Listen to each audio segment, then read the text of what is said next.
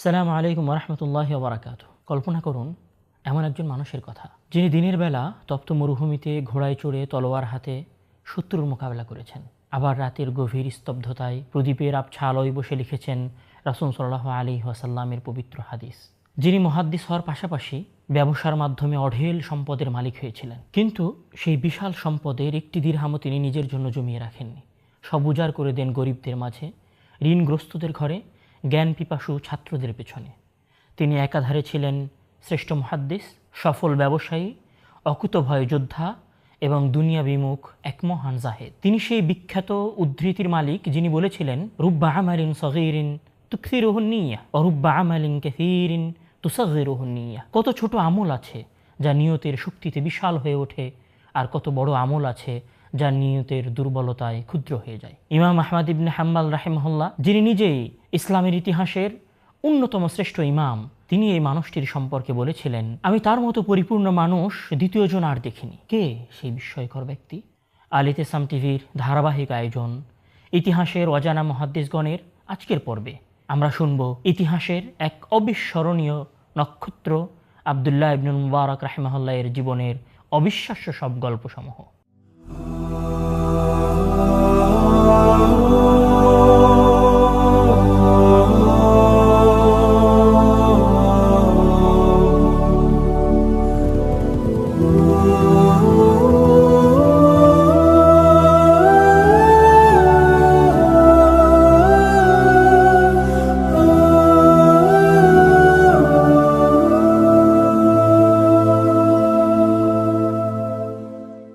আব্দুল্লাহ ইবনুল মুবারক রাহিমাহুল্লাহর জীবনের বিস্ময়কর অধ্যায় শুরু হয় তার জন্মেরও আগে, তার পিতার এক অভাবনীয় সততার মাধ্যমে। তার পিতা মুবারক ছিলেন তুর্কি বংশোদ্ভূত একজন সাধারণ দাস। এক ধনী ব্যবসায়ী তাকে কিনে নিয়েছিলেন এবং নিজের বাগান দেখাশোনার দায়িত্ব দিয়েছিলেন। কোনো একদিন যখন সেই বাগানের মালিক সেই বাগানে এসে উপস্থিত হন এবং মুবারককে বলেন, যাও আমাদের জন্য কিছু মিষ্টি ডালিম নিয়ে আসো। আব্দুল্লাহ ইবনুল মুবারক রাহিমাহুল্লাহর বাবা মুবারক গেলেন, কিছু ফল নিয়ে আসলেন। উনি প্রথমবার যে ফল নিয়ে এসেছিলেন সেগুলো টক ছিল, এবং পরবর্তীতে উনি দ্বিতীয়বার এবং তৃতীয়বার যে ফল নিয়ে এসেছিলেন সেগুলোও ভাগ্যক্রমে টক ছিল। তখন মালিক অনেকটা রেগে গিয়ে এবং আশ্চর্য হয়ে জিজ্ঞাসা করেছিলেন, তুমি এতদিন ধরে এই বাগানে আছো অথচ জানো না কোন গাছের ফল মিষ্টি? সেই দিন মোবারক একটি জবাব দিয়েছিলেন, আপনি আমাকে বাগান পাহারার দায়িত্ব দিয়েছেন, ফল খাওয়ার অনুমতি দেন নাই। এই আকাশচুম্বী সততা দেখে মালিক স্তম্ভিত হয়ে গেলেন। তিনি এতটাই মুগ্ধ হলেন যে নিজের সুন্দরী ও গুণবতী কন্যার সাথে এই দাসের বিয়ে দিয়ে দেন। এই পুণ্যবান দম্পতির ঘরেই 118 হিজরির 726 খ্রিস্টাব্দে জন্ম নেন ইতিহাসের উজ্জ্বল এক নক্ষত্র আব্দুল্লাহ ইবনুল মুবারক রাহিমাহুল্লাহ। খোরাসানের বিখ্যাত এক ঐতিহাসিক নগরী মারফ, বর্তমানে যা তুর্কমেনিস্তানের একটি প্রাচীন শহর, এই শহরেই ওনার জন্ম। জন্মের পর আব্দুল্লাহ ইবনুল মুবারক রাহিমাহুল্লাহ বড় হতে থাকেন এমন এক পরিবেশে যেখানে সততা ছিল নিঃশ্বাসের মতো। তবে জ্ঞানের তৃষ্ণা তাকে ঘরের 4 দেয়ালে আটকে রাখতে পারেনি। মাত্র 20 বছর বয়সে তিনি ইলমের সন্ধানে ঘর থেকে বেরিয়ে পড়েন। তিনি তৎকালীন মুসলিম বিশ্বের শ্রেষ্ঠ জ্ঞানের কেন্দ্রগুলো Kufa, Baghdad, Mecca, Medina, Syria, Yemen এবং মিশর পর্যন্ত সফর করেন। তিনি সুফিয়ান সাউরি, ইমাম আবু হানিফা, ইমাম মালিকের মতো বড় বড় মনীষীদের সান্নিধ্য লাভ করেন। আব্দুল্লাহ ইবনুল মুবারক রাহিমাহুল্লাহ নিজে বলছেন যে আমি প্রায় 4000 শিক্ষকের নিকট থেকে জ্ঞান অর্জন করেছি এবং তাদের মধ্য থেকে যাচাই বাছাই করে প্রায় 1000 শাইখের নিকট থেকে আমি হাদিস বর্ণনা করেছি। তার জ্ঞানের এই পিপাসা এবং ইলমের দক্ষতা দেখে সুফিয়ান সাউরি রাহিমাহুল্লাহ বলেছিলেন, যিনি নিজেই ইলমের একজন উজ্জ্বল নক্ষত্র, তিনি নিজে বলছেন যে আমি যদি সর্বোচ্চ চেষ্টা করতাম তবু আমি আব্দুল্লাহ ইবনুল মুবারকের মতো হতে পারতাম না। তার মুখস্থ শক্তি এত প্রখর ছিল যে রাস্তায় চলাফেরা অবস্থায় উনি যে বক্তব্য শুনতেন সেগুলো ওনার মুখস্থ হয়ে যেত। আলী ইবনুল মাদিনী রাহিমাহুল্লাহ বলছেন আব্দুল্লাহ ইবনুল মুবারক রাহিমাহুল্লাহ সম্পর্কে যে ইনতাহাল ইলমু ইলা রাজুলাইনি, আব্দুল্লাহ ইবনুল মুবারক ওয়া ইয়াহইয়া ইবনে মাঈন, মানে ইসলামের জ্ঞান দুইজন ব্যক্তির কাছে এসে সমাপ্তি ঘটেছে, মানে তারা ইসলামের জ্ঞানের সর্বোচ্চ লেভেলের মানুষ। তাদের মধ্যে একজন হচ্ছেন আব্দুল্লাহ ইবনুল মুবারক রাহিমাহুল্লাহ এবং আরেকজন হচ্ছেন ইয়াহইয়া ইবনে মাঈন। আব্দুল্লাহ ইবনুল মুবারক রাহিমাহুল্লাহ হাদিসের গবেষণায় অধিকাংশ সময় তার বাসায় বসে থাকতেন এবং বাসায় ব্যয় করতেন। তার এই বাসায় বসে থাকার ঘটনাকে সামনে রেখে নুআইম বিন হাম্মাদ রাহিমাহুল্লাহ বলছেন যে একবার আব্দুল্লাহ ইবনুল মুবারককে জিজ্ঞাসা করা হলো যে আপনি সারাদিন বাসায় বসে থাকেন, আপনি একাকী বোধ করেন না, বিরক্ত হন না? তখন উনি একটি ঐতিহাসিক বাক্য উচ্চারণ করেছিলেন, যেটা আমার এবং আপনার হৃদয়কে ভেতর থেকে নাড়িয়ে দিতে পারে। উনি বলেছিলেন, কাইফা আস্তাওহিশু ওয়া আনা মা'আন নবী সাল্লাল্লাহু আলাইহি ওয়াসাল্লাম। আমি কিভাবে একাকী বোধ করতে পারি, আমি কিভাবে একাকিত্ব অনুভব করতে পারি যখন আমি রাসূলের হাদিস গবেষণা করছি, সেগুলো নিয়ে পড়াশোনা করছি। কেন? ওয়া আনা মা'আন নবী সাল্লাল্লাহু আলাইহি ওয়াসাল্লাম। কেননা রাসূলের হাদিস নিয়ে গবেষণা করাটা তো রাসূলের সাথে থাকার নেই। ইয়া সুবহানাল্লাহ! আমরা কি কখনো রাসূলের হাদিসকে এভাবে কল্পনা করেছি? রাসূলের হাদিস শোনার সময় অথবা রাসূলের হাদিস পড়া এবং পড়ানোর সময় আমাদের কি এরকম মনে হয়েছে যে আমরা রাসূলের সাথে আছি? তিনি যখন রাস্তায় চলতেন, তখন তার পিছনে ইলিম পিপাসু ছাত্রদের এক মহা স্রোত চলাফেরা করত। উনি ওনার কোনো এক ইলমি সফরে হারুন আর রশিদের রাজধানী রাক্কায় অবস্থান করছিলেন। উনি রাক্কা শহরে যখন রাস্তা দিয়ে হাঁটছিলেন, তখন আবদুল্লাহ ইবনে মুবারক রাহিমাহুল্লাহর পিছনে ওনার গতানুগতিক নিয়ম অনুযায়ী ছাত্রদের এক মহাস্রোত ওনার পিছনে ছুটছিল। এই দৃশ্য দেখে হারুন আর রশিদের মা বারান্দা থেকে, উনি যখন এই দৃশ্যটা দেখছিলেন যে আবদুল্লাহ ইবনে মুবারক, উনি তো আর আবদুল্লাহ ইবনে মুবারককে চেনেন না, উনি দেখছেন যে একজন মানুষ ছুটছে, তার পিছনে হাজার হাজার মানুষ, শত শত ছাত্র তার পিছনে ছুটছে। তখন তিনি জিজ্ঞাসা করলেন যে এই মানুষটা কে, যার পিছনে মানুষের মিছিল সম একটি জনতা ছুটে চলছে? তখন তাকে বলা হলো যে ইনি হচ্ছেন বর্তমান সময়ের মুহাদ্দিস, এই সময়ের সবচেয়ে বড় আলেম আবদুল্লাহ ইবনে মুবারক। তখন হারুন আর রশিদের মা বলেছিলেন, হাদা ওয়াল্লাহি আল মালিক, এই তো বর্তমান প্রকৃত মালিক এবং বাদশাহ। তবে তিনি শুধু একজন ইলিম অর্জনকারী সুমহান স্কলার ছিলেন না, তিনি ছিলেন তৎকালীন সময়ের একজন অত্যন্ত সফল কাপড় ব্যবসায়ী। একবার তাকে প্রশ্ন করা হয়েছিল যে আপনি আমাদেরকে দুনিয়া বিমুখতার উপদেশ দেন, কিন্তু আপনি তো কোটি টাকার ব্যবসা করেন, আপনার বিপুল অর্থ সম্পত্তি। তখন উনি চমৎকার একটি জবাব দিয়েছিলেন। উনি বলেছিলেন, আমি ব্যবসা করি যাতে আমার আত্মসম্মান রক্ষা করতে পারি এবং ইবাদতে শক্তি পাই। তিনি তার উপার্জিত সম্পদের লভ্যাংশ দিয়ে দরিদ্র আলেমদের ঋণও শোধ করতেন। ওনার জীবনীতে একটি হৃদয়স্পর্শী ঘটনা আছে। উনি যখন রাক্কায় অবস্থান করছিলেন, তখন ওনার কাছে একটা ছাত্র নিয়মিত আসা যাওয়া করতো। অনেক অসংখ্য ছাত্র ওনার কাছে আসা যাওয়া করতো, তার মধ্যে একটা ছাত্র ওনার কাছে নিয়মিত আসা যাওয়া করতো। তো হুট করে উনি দেখলেন এই ছাত্রটা অনেক দিন যাবত অনুপস্থিত। তখন উনি খোঁজ নিলেন যে ছাত্রটা কোথায় গেছে। তো খোঁজ নিয়ে উনি জানলেন যে 10,000 দিরহাম ঋণ থাকার কারণে ওই ছাত্রটি জেলে রয়েছে। এই সংবাদ জানার পরে আবদুল্লাহ ইবনে মুবারক রাহিমাহুল্লাহ সকলের অগোচরে নিজে 10,000 দিরহাম ওই ছাত্রের যে ঋণ ছিল সেটা পরিশোধ করে দেন। এবং উনি এমন একটা ভাব করেন, এমন একটি পরিবেশ তৈরি করে ফেলেন যে কেউ বুঝতেও পারেনি যে আবদুল্লাহ ইবনে মুবারক রাহিমাহুল্লাহ তার ঋণ শোধ করেছেন। এমনকি ওই ছাত্রটাও বুঝতে পারেনি যে আবদুল্লাহ ইবনে মুবারক রাহিমাহুল্লাহ তার ঋণ শোধ করেছেন। যখন কিছুদিন পর সে আবদুল্লাহ ইবনে মুবারকের দার্সে উপস্থিত হয়েছেন, তখন আবদুল্লাহ ইবনে মুবারক রাহিমাহুল্লাহ তাকে জিজ্ঞাসা করছে নিজে থেকেই যে তুমি এতদিন কোথায় ছিলে? তখন সে বলছে যে আমি ঋণ না দিতে পারার কারণে আমি জেলে ছিলাম, কিন্তু কোনো এক অজানা ব্যক্তি এসে, প্রচার বিমুখ একজন মানুষ এসে আমার এই ঋণটা শোধ করে দিয়ে আমাকে জেল থেকে মুক্ত করেছে। অন্য একটি বর্ণনা এসেছে আবদুল্লাহ ইবনে মুবারক রাহিমাহুল্লাহ সম্পর্কে যে উনি প্রতি বছর গরিবদের পেছনে প্রায় 1,00,000 দিরহাম খরচ করতেন। 1,00,000 দিরহাম কত হতে পারে আপনি কি জানেন? বর্তমান সময়ে 1,00,000 দিরহাম সমান সমান প্রায় 8 থেকে 9 কোটি টাকা।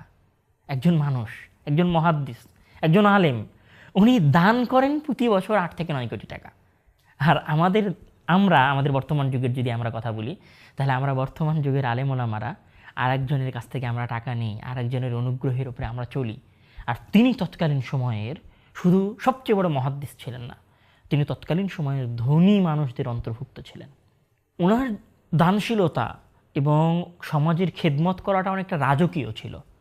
উনি ওনার বন্ধুদের নিয়ে হজে যেতেন এবং হজের পুরো সফরের যে খরচ, যাবতীয় যে ব্যয়, সেটা উনি নিজে বহন করতেন। এবং ওই সফর শেষে উনি ওনার বন্ধুদেরকে হাদিয়া কিনে দিতেন বাসায় নিয়ে যাওয়ার জন্য। খতিব বাগদাদি রাহিমাহুল্লাহর তারিখে বাগদাদের 11 খণ্ডের 388 পৃষ্ঠা একটা বর্ণনা এসেছে ইসমাইল ইবনে আইয়াশ থেকে। ওই বর্ণনায় উনি নিজে বলছেন যে আমি আবদুল্লাহ ইবনে মুবারক রাহিমাহুল্লাহর সফর সঙ্গী ছিলাম এবং আমাদের সাথে আরও অনেকেই ছিল। আমরা মিশর থেকে মক্কা সফর করছিলাম। এই পুরো সফরে আবদুল্লাহ ইবনে মুবারক রাহিমাহুল্লাহ আমাদের জন্য সুস্বাদু একটা খাবারের ব্যবস্থা করেছিলেন, যেটাকে আরবিতে বলা হয় খাবিস। উনি আমাদের জন্য এই সুস্বাদু খাবারের ব্যবস্থা করেছিলেন, কিন্তু উনি নিজে পুরোটা সময় রোজা রাখতেন। আপনি হয়তো ভাবছেন যে একজন মানুষের আরও কত গুণ থাকতে পারে। উনি শুধু একজন মুহাদ্দিস, জ্ঞান অর্জন করেছেন, পরিশ্রম করেছেন, অনেক বড় আলেম, বিষয়টা শুধু এতদূর পর্যন্ত নয়। উনি ছিলেন রণক্ষেত্রের একজন রহস্যময়ী বীর এবং যোদ্ধা। ওনার বিষয়ে বলা হতো যে উনি 1 বছর জ্ঞান অর্জন করতেন, হজ করতেন, এবং আর 1 বছর মানে পরবর্তী বছর উনি জিহাদে বের হতেন। মানে উনি প্রতি 1 বছর পর পর জিহাদে বের হতেন। সিয়ার ও আলামিন নুবালার মধ্যে, যেটি ইমাম জাহাবি রাহিমাহুল্লাহর একটি গ্রন্থ, সেই বইয়ের 8ম খণ্ডের 405 পৃষ্ঠা একটি ঘটনার কথা উল্লেখ করা হয়েছে যে তৎকালীন সময় মুসলমানদের সাথে নিয়মিত রোমানদের লড়াই চলতো। এইরকম একটি লড়াই ছিল তারসুস অঞ্চলে। এই অঞ্চলে যখন মুসলমানদের সাথে রোমানদের যুদ্ধ চলছিল, এই যুদ্ধে একজন রোমান যোদ্ধা মুসলমানদেরকে দ্বন্দ্বযুদ্ধের আহ্বান জানায় এবং সেই দ্বন্দ্বযুদ্ধে পর পর কয়েকজন মুসলিম সৈন্য শাহাদত বরণ করে। তখন ওইখানে একজন ব্যক্তি, যার মুখ নেকাব দিয়ে ঢাকা ছিল, সে যুদ্ধের ময়দানে নামে এবং চোখের পলকে ওই রোমান ব্যক্তিকে ধরাশয়ী করে ফেলে এবং তাকে ধুলোয় মিশিয়ে দেয় এবং পরাজিত করে। কৌতূহলী সেনারা তখন তার পরিচয় জানার চেষ্টা করেছিল যে ইনি এমন কে যিনি মুখে নেকাব দিয়ে এসে এরকম একজন রোমান সৈন্যকে পরাজিত করতে পারেন। তো ওই সময় ওই যুদ্ধে আবদুল্লাহ ইবনে মুবারক রাহিমাহুল্লাহর একজন পরিচিত ব্যক্তিও ছিলেন, যার নাম হচ্ছেন আবদা ইবনে সুলাইমান। উনি নিজে থেকে জোর করে আবদুল্লাহ ইবনে মুবারক রাহিমাহুল্লাহর মুখের উপর থেকে নেকাবটা খুলে ফেলেন। তখন সবাই বিস্ময় এবং হতবাক হয়ে দেখে এই অকুতভয় যোদ্ধা এবং মহাবীর আর কেউ ছিলেন না, বরং তিনি ছিলেন স্বয়ং আবদুল্লাহ ইবনে মুবারক রাহিমাহুল্লাহ। আমরা যদি উনার পুরো জীবনীটাকে বিশ্লেষণ করি, তাহলে আমরা দেখব উনি একাধারে মুহাদ্দিস, উনি একাধারে একজন ব্যবসায়ী, আবার উনি একজন শ্রেষ্ঠ যোদ্ধা। তবে চমৎকার বিষয় হচ্ছে ওনার এই অর্থ সম্পত্তি, দান করার এই উদার মন মানসিকতা, আর তৎকালীন যুগের শ্রেষ্ঠ মুহাদ্দিস হওয়ার এই বৈশিষ্ট্য এবং এই ভাগ্য এবং এই বীরত্ব ওনার বিনয়ের হওয়ার প্রতি বিন্দুমাত্র প্রভাব বিস্তার করতে পারে। উনি যেমন ধনী মানুষ ছিলেন, আর উনি যত বড় মুহাদ্দিস মানুষ ছিলেন, তার চাইতে বেশি উনি বিনয়ী মানুষ ছিলেন। এবং ওনার মতো বিনয়ী মানুষ এতগুলো সিফাত একত্রিত হওয়ার পরে খুব কমই দেখা যায়। নুআইম ইবনে হাম্মাদ রাহিমাহুল্লাহ তার সম্পর্কে বলছিলেন, আমি আবদুল্লাহ ইবনে মুবারকের চেয়ে অধিক বুদ্ধিমান এবং ইবাদতে তার চেয়ে পরিশ্রমী আর কাউকে দেখিনি। এই কথার সাথে একটি ঘটনা উল্লেখ করলে ওনার বিনয়টা আরও বেশি ফুটে উঠবে, যেটা ইবনে আসাকির রাহিমাহুল্লাহ তার তারিখে দিমাশকের 27 খণ্ডের 64 পৃষ্ঠায় উল্লেখ করেছেন। আবদুল্লাহ ইবনে মুবারক রাহিমাহুল্লাহ একবার একটি মজলিসে উপস্থিত ছিলেন, যেখানে সুফিয়ান ইবনে উয়াইনা রাহিমাহুল্লাহ, যিনি আবদুল্লাহ ইবনে মুবারকের চাইতে একটু বয়স্ক এবং প্রবীণ মুহাদ্দিস, সুফিয়ান ইবনে উয়াইনা রাহিমাহুল্লাহ সেখানে উপস্থিত ছিলেন। তো আবদুল্লাহ ইবনে মুবারক রাহিমাহুল্লাহকে জিজ্ঞাসা করা হলো একটা ফতোয়া সম্পর্কে। কোন একজন ব্যক্তি ওনার কাছে আসলেন, একটা ফতোয়া জিজ্ঞাসা করলেন। তো আবদুল্লাহ ইবনে মুবারক রাহিমাহুল্লাহ সুফিয়ান ইবনে উয়াইনার সামনে ওই ফতোয়ার উনি জবাব দেন নাই, উত্তর দেন নাই, বরং উনি একটা বাক্য উচ্চারণ করলেন যেটি আমাদের জন্য অনেক বেশি শিক্ষণীয় হতে পারে। সেই বাক্যটি হচ্ছে, ইন্না নুহিনা আন নাতাকাল্লামা ইনদা আকাবিরিনা।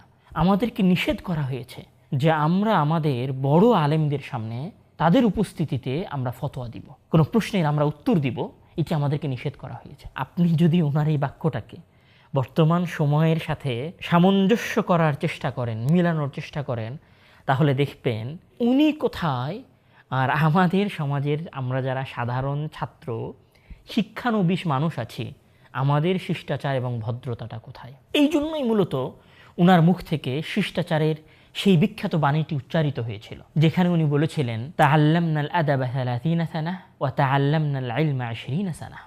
ওনার এই উক্তিটি গায়াতুন নিহায়া ফি তাবাকাতিল কুবরা এই বইয়ের 1ম খণ্ডের 446 পৃষ্ঠায় উল্লেখ করা হয়েছে।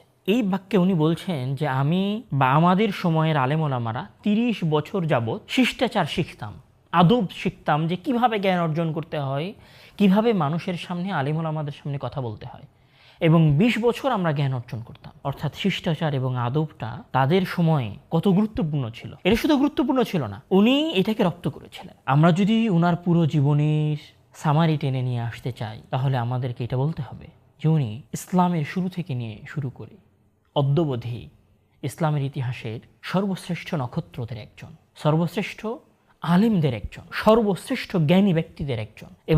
এবং তিনি শুধু মহান ছিলেন, অনেক বড় আলেম ছিলেন, বিনয়ী ছিলেন, এরকমটা নয়। উনি ওনার জীবনের শেষ মুহূর্ত পর্যন্ত নিজেকে জ্ঞান চর্চা আর জিহাদের ময়দানে বিলিয়ে দিয়েছিলেন। উনি এই পৃথিবী থেকে বিদায় নিয়েছেন জিহাদের ময়দানে 181 হিজরির পবিত্র রমাজান মাসে ইসলামের সীমান্ত পাহারা দিয়ে ফেরার পথে ইরাকের হিত নামক অঞ্চলে 63 বছর বয়সে আমাদের আজকের আলোচনার ইসলামের ইতিহাসের মহান এই মনীষী ইন্তিকাল করেন। ওনার মৃত্যুতে তৎকালীন খলিফা হারুন রশিদ অঝরে কেঁদে বলেছিলেন, আল-ইয়াউম মাতা সাইয়্যিদুল উলামা, আজকে আলেমদের সম্রাট বিদায় নিয়েছেন। আব্দুল্লাহ ইবনুল মুবারক রাহিমাহুল্লাহ আমাদেরকে শিখিয়ে গেছেন, ইসলাম কেবলমাত্র ইবাদতখানায় সীমাবদ্ধ নয়, বরং তার রণক্ষেত্রে বীরত্বে, বাজারে সততায় এবং মানুষের সেবায় বিস্তৃত। একজন মুমিন একই সাথে বাজারের সবচেয়ে সৎ ব্যবসায়ী হতে পারেন, কলমে হতে পারেন যুগ শ্রেষ্ঠ আলেম, আবার প্রয়োজনে ময়দানের অকুতভয় বীরও হতে পারেন। এটাই আমাদের সালাফ এবং আমাদের মুহাদ্দিসিনদের বৈশিষ্ট্য। শুধু এটা হওয়ার জন্য একটি জিনিস আমাদের অন্তরে থাকতে হবে, সেটি হচ্ছে তাকওয়া এবং পরিচ্ছন্ন নিয়ত। এটি যদি আমাদের মাঝে আজকেও থাকে এবং আমরা যদি এই রাস্তাকে অনুসরণ করি, তাহলে আমরাও একদিন আব্দুল্লাহ ইবনুল মুবারক রাহিমাহুল্লাহর মতো বিখ্যাত আলেম হতে পারবো এবং এই ধরনের বিখ্যাত আলেমদেরকে আমাদের সমাজ জন্ম দিতে পারবে।